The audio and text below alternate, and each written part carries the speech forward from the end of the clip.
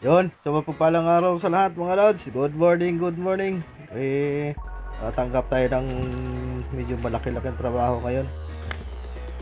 Yung ginagawa natin na ito 6 by 12 meters yung sukat nito.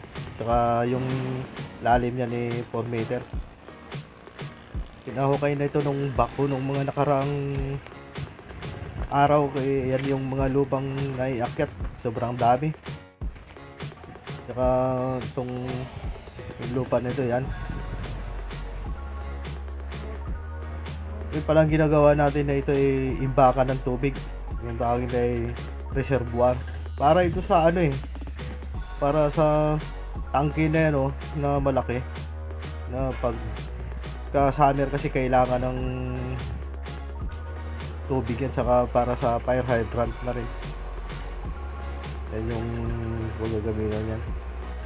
Ito naman yung natin sa fabrication, nakakapag-fabricate na rin tayo ng mga ring o anilyo para doon sa ating puting tie beam, saka para sa mga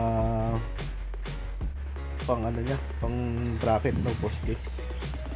Abang-abang na lang loads, pagdating ng mga ilang araw marami tayong bibigay ng mga tips kung paano yung bakal dito.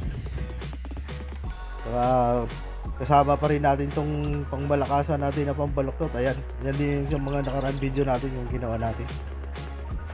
Yung God's will, sana yatari natin ng matiwasay at maayos ng trabaho na to.